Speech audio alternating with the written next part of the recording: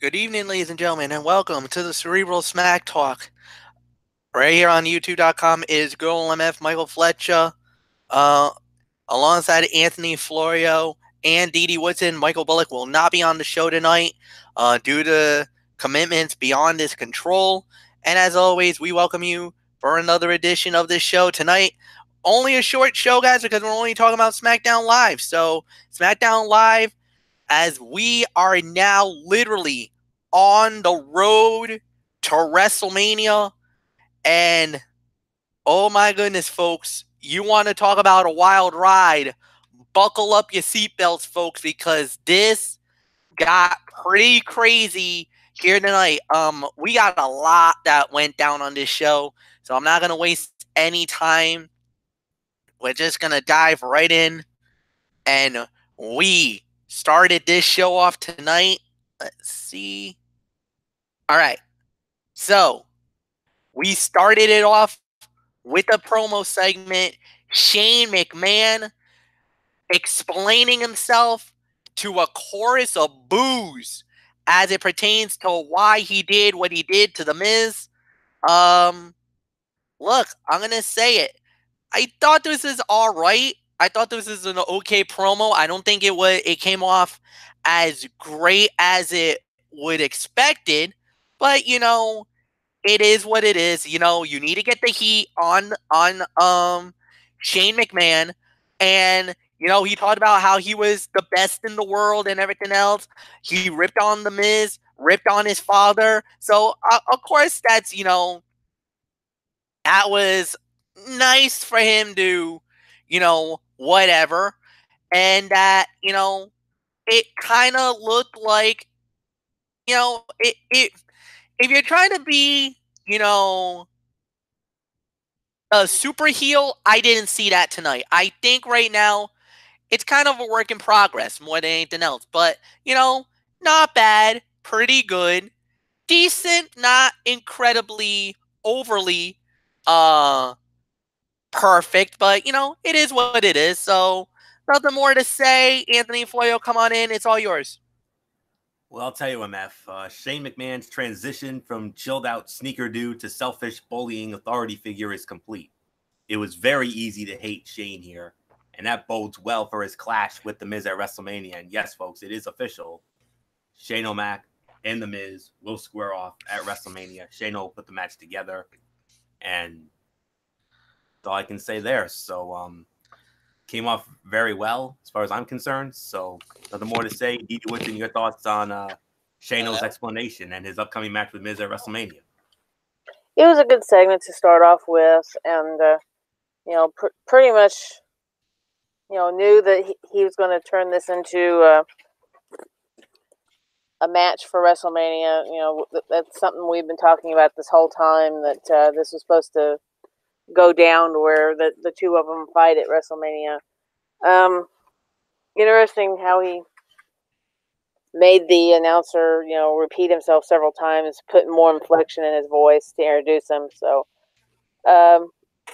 yeah, good opener, good storyline building. So, not much more I have to say about it. Fletch, let's move on.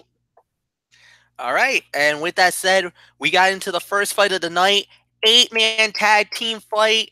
The Hardy Boys, Matt and Jeff, with Ricochet and Aleister Black against the so-called New League of Nations, the Bar, Cesaro and Sheamus, Shinsuke Nakamura, and Rusev. The fight got thrown out at 9 minutes and 12 seconds. Anthony Florio, it is all yours.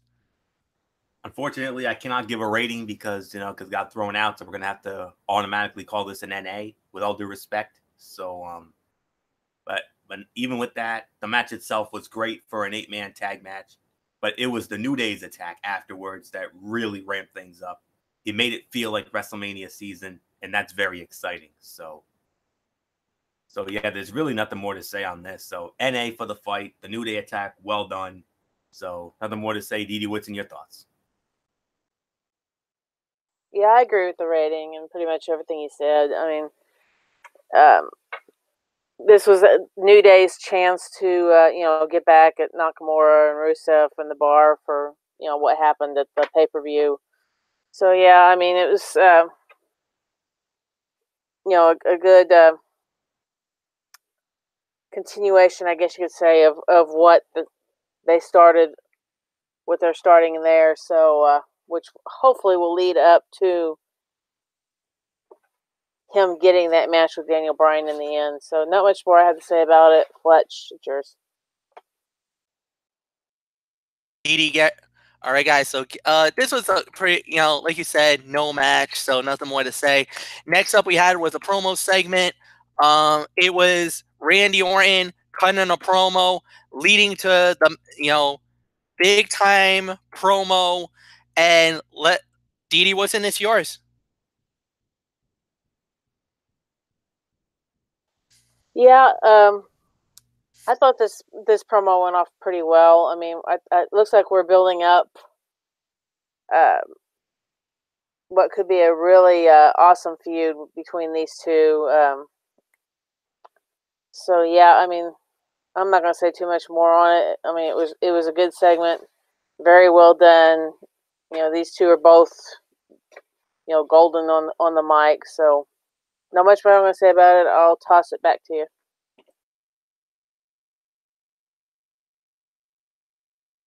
I gotta say, segment of the night. I thought this was incredible. Randy Orton and AJ Styles absolutely did very good. Great quality by both men. No big surprise that both men were going to be, as strong and as amazing as they are. There's really nothing more for me to say. It was as good as it got. I had nothing bad to say about it. I loved it. So, Anthony Florio, it's yours. Slight disagreement. Second best segment of the night. There's one other segment later in the night that I thought was better, MF. I think you might know where I'm going with it. So, but anyways, wow. Randy Orton was in rare form here with a great promo that made the classic criticisms of AJ Styles' indie experience feel fresh. And AJ's reply added plenty of hype to their surely eventual clash, which we all know you saw it, right? AJ Styles issued a challenge to Randy Orton for a match at WrestleMania. He pointed at the sign. The challenge was made, but Orton left the ring before responding. Folks, their clash seems imminent, but the big question here, MF, is what will we see between these two along the way? So that's all there is to say on that. Second best segment of the night for me. Get ready, folks. Randy Orton, AJ Styles, WrestleMania 35. Oh, MF, can you imagine that? That's going to be a great match, no doubt about it. Second fight of the night on this card, Sonya Deville one-on-one with Asuka. Asuka wins in 5 minutes and 33 seconds. Decent fight. Okay match. I'll give this about, maybe 2 stars. I mean, it was good. Nothing more to say. So, Anthony Florio, it's yours. Yeah, this was a 2-star effort. Decent match that could have been longer, but put another nail in the potential breakup of Deville and Rose while keeping Asuka's strength as champion in mind. So there's really nothing left to say. Fire and Desire are definitely on their way to Splitsville. I just hope that that doesn't affect their awesome YouTube show, Demandy's Donuts. So as they go on the search every week, wherever they are for Smackdown Live, for the perfect glazed donut. It's a must-see on YouTube. So strongly recommend you check it out. It's a lot of fun. So nothing more to say on that. 2-star effort. Didi, what's in your thoughts? Yeah, I'll agree with that. It was an okay match. Definitely looks like they're working on the storyline of breaking them up. So I'm not going to say too much more. You guys pretty much touched on it. So let's move on.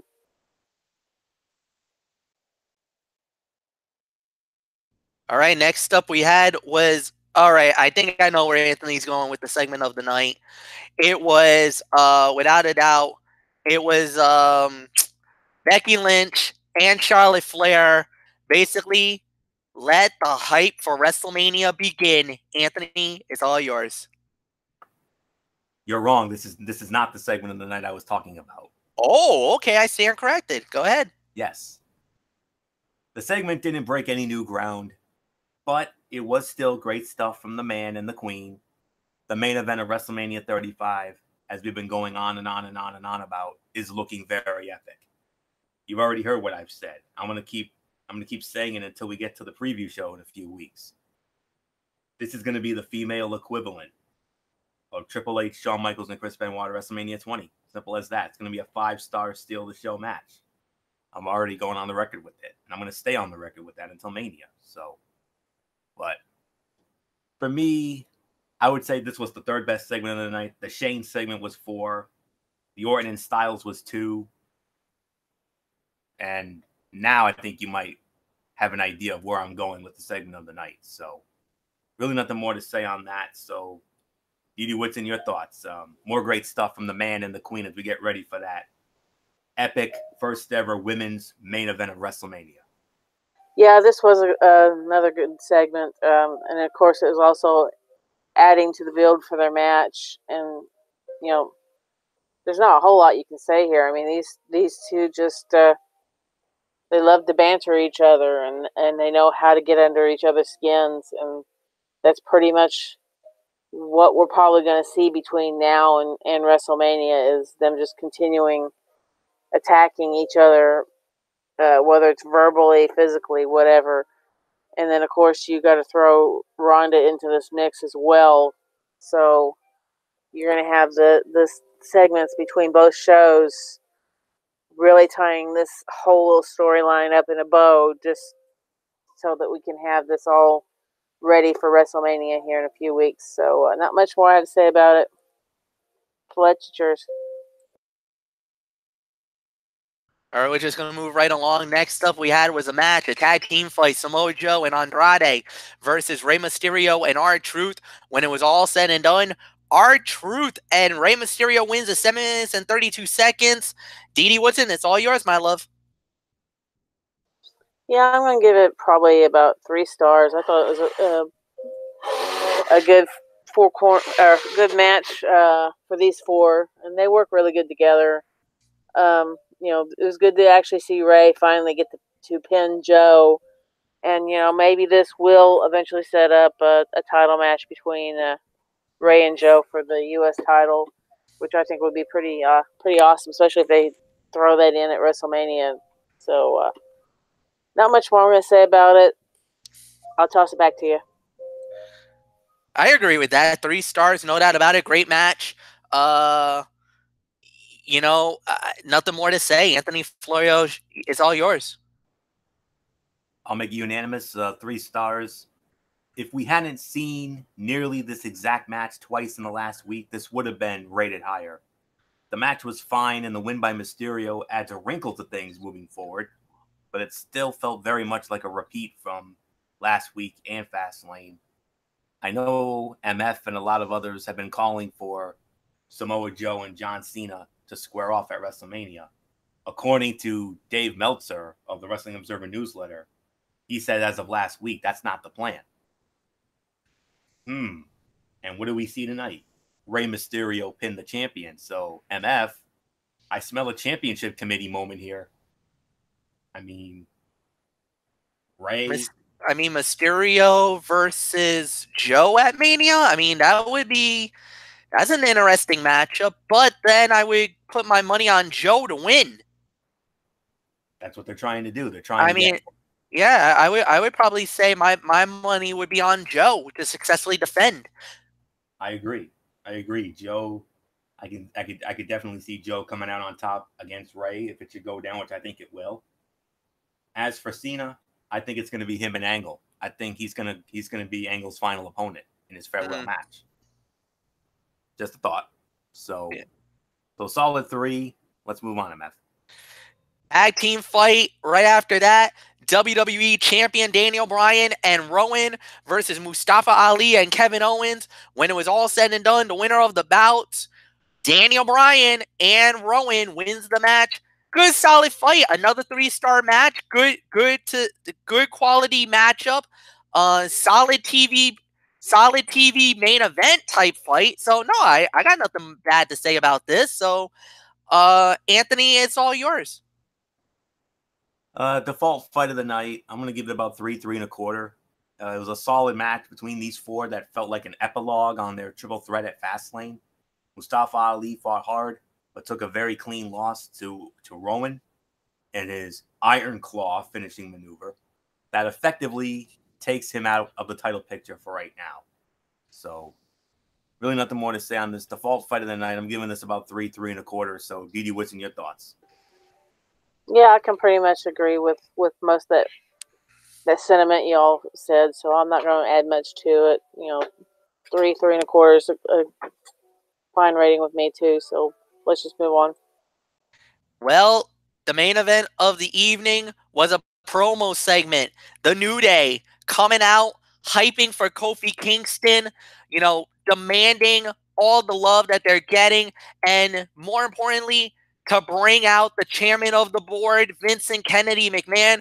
Well, Vince opened it up, talking about all the opportunities and everything else, and then the New Day came out to interrupt Vince. And Vince was like, all right, you want an opportunity? Then we're going to do this. And that's right. Basically, Kofi Kingston is going to have to run the gauntlet. It's going to be Randy Orton, Samoa Joe, The Bar, and Eric Rowan. If Kofi can survive and defeat all 5 men, then Kofi Kingston not only goes to WrestleMania, but Kofi Kingston will fight for the WWE title at WrestleMania against Daniel Bryan. Anthony Florio, the odds are stacked against Kofi, but for him to get to the biggest event of them all and to fight in the match of his life, he's got to go through one more gauntlet. And we all remember what happened the last time he was in a gauntlet match now, don't we? MVP almost made it all the way to the end. Well, guess what? He's going all the way. My gut is telling me he's going to do it. That's all I'm going to say on this. If you're wondering, folks, this right here, for me, was the segment of the night. How could it not be? It is impossible not to get behind Kofi Kingston and hashtag Kofi Mania. But the emotion and delivery from the New Day, combined with the bitter apathy of Mr. McMahon, really drove things home. Kofi has obstacles next week, but he has not just a puncher's chance, but a chance. I mean, man, this is awesome. I mean, I love this. I mean, I love the way they're booking this. I mean, the underdog to overcome the odds. This is exactly what they did with Daniel Bryan 5 years ago, and they're doing it 5 years later with Kofi Kingston. And how fitting that one of those 5 men is the man that held Kofi back 10 years ago when Kofi was due for a push, and that was Randy Orton. Randy Orton said, no way. Well, I would love to see Randy Orton be the last man. I would love to see Kofi go to the end and have Randy Orton be the last guy. That's personally what I want. I don't know how they're going to book it, but all I do know, folks, is this. Yes, it looks bleak right now, but in my heart of hearts, Kofi Kingston's running that gauntlet. He's going to survive, and Kofi Kingston is going to go to WrestleMania, and he's going to challenge the new Daniel Bryan for the WWE Championship in what could be one of the best WWE Championship matches at WrestleMania in a long time. You heard it here first. Kofi Kingston is going to be one of not one, not two, but 3 potential feel-good stories at WrestleMania 35. Kofi's one of them. Becky Lynch is number 2. And the third and final, of course, my frontline soldier from Monday Night Raw, Seth frickin' Rollins. So WrestleMania this year is going to be centered around those three individuals: Kofi, Becky, and Seth. And all three of them are going to cash in on the biggest paydays of their respective careers. Nothing more to say. Segment of the night. Didi Woodson, how do you follow that? I don't know how. Definitely the segment of the night.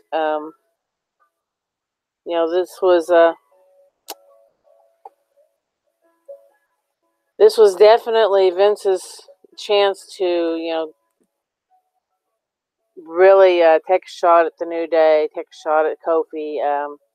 So he did a really good job playing the, I guess you could say, the supreme a-hole of the night, and of course Big E and Woods did their little bit as well to kind of help. Loved Kofi's speech. He delivered it with great passion and made a lot of valid points. But yeah, now he's got to face this gauntlet of guys, and yeah, more than likely, I think he's going to go all the way myself too. He made it the last time, almost all the way to the end. He can do it again. He can make it this time all the way to the end, and be the sole survivor of the gauntlet. So, not much more I'm going to say about it. Definitely, like I said, segment of the night. So, Clutch, it's yours. Segment of the night, no doubt about it. Kofi and the New Day, absolutely. They made me believe that Kofi was worthy of the opportunity. But then again, we knew he deserved the opportunity. For the last month or so, Kofi is the most over guy on SmackDown Live. Fans want him to win the belt. He needs to win the title. Now, there was rumors about maybe he wins at Mania, but then maybe lose either at Saudi Arabia or maybe lose the next month, because that's not really the initial plan. Is for Kofi to have the belt very long, try to make him a transitional champion, just to give the fans what they want. They're all pulling for a Kofi to win it. Let that happen. Go from there. But Kofi deserves the opportunity. He runs the gauntlet. I could see it go where I know where Anthony's like, I rather see Orton at the end, but I kind of feel like they're gonna have Rowan as the last guy, because Rowan is legitimately connected to Daniel Bryan. So I think Rowan will be the last guy. When he defeats Rowan, then he'll get Daniel at that point. I could see it being like Joe, maybe both members of the Bar, then Orton, then Rowan as the last guy. So we'll see what happens, but definitely segment of the night, no doubt about it. Time for the overall review. Didi Woodson, it's all yours, my love. Yeah, this was a very newsworthy show, very storyline-driven show. As usual, we're always saying that with SmackDown. Not a lot of low points to really talk about on here, because no matter if they were in the ring, out of the ring, whether it was a recorded promo or whatever, they all had a reason to be there, and they were almost every single one of them was pointing to WrestleMania and the matches that we have lining up or already lined up. So I'm going to give this a 7.5 to maybe 7.75. So yeah, it was a very, very good show. I have really nothing really bad to say about it. But definitely that closing segment was definitely the biggest thing that that everybody needs to watch, because that's going to be the most significant part of the whole show next week. Finding out whether or not Kofi's going to manage to make it through there and do what we all know is going to happen, which is going to be him facing Daniel Bryan. So, not much more I have to say about it. Fletch, I toss it back to you. I'll go the solid 7.5 out of 10. I thought it was a very good show. You absolutely are right with everything that went down. Not going to waste too much time more. Anthony Florio, quick thought. 7.5 as well. Some observations from tonight. Shane O'Mac, a legitimate a-hole heel, finally channeled the attitude that made his father so hateable, and it's already made him a fantastic new heel. New Day is completely unleashed. It is so good. Vince McMahon will rue the day he decided to screw over Kofi Kingston. Randy Orton and AJ Styles, a proper dream match few would have expected 5 years ago, and it's already got the proper big fight feel. Sonya Deville's spear is fantastic, and she deserves to be showcased far more often. Here's hoping she'll leave Mandy Rose in her dust. Becky Lynch's promo work is next level, and so is Charlotte Flair's ego. Rey Mysterio and Andrade keep getting wrapped into the U.S. title picture, and they really deserve a one-on-one match to settle their personal issues at WrestleMania. If WWE's goal is to make Kevin Owens, Mustafa Ali, Daniel Bryan, and Rowan all look like background players in Kofi Kingston's story, they're succeeding. And finally, we've seen the New Day dominate on the microphone in the past, but all three of them were on a whole other level tonight. The emotion was palpable. There's nothing more to say on this. 7.5 out of 10. The road to WrestleMania continues to get bumpier and bumpier as we go along. And next week, Monday Night Raw in the IWC capital of the world, Chicago, Illinois, and SmackDown Live, Banker's Life, a.k.a. Conseco Fieldhouse in Indianapolis. How about that, MF? Can't wait. Very good show, no doubt about it. This is going to be an excellent show. And guys, that's it for tonight. Anthony Florio, I saw the docket for Strictly Sports, and I'm so glad that there was one story that I was hoping, praying that we would get into, and Derek delivered it. Go. You let me know which one it is as I read it off. It's right at the top. Antonio Brown? That, but I wish we would have gotten because I thought I saw Odell Beckham Jr. as well. Yes, that's on there. That's on there too. That is the one I want to jump in on. OBJ. Yes. Okay. So Friday night on Strictly Sports, 10:30 on the Tone 25. It's going to be dominated by the big moves in the NFL. Of course, the two biggies. The first big one, Antonio Brown traded to the Oakland Raiders. Odell Beckham Jr. traded to the Cleveland Browns. Oh my goodness, did that team just get more exciting? And we'll talk about some of the other big free agency signings in the NFL. Unfortunately, we do have a hard time story. Thankfully, there's only one. Conor McGregor in trouble again. He got arrested in Miami.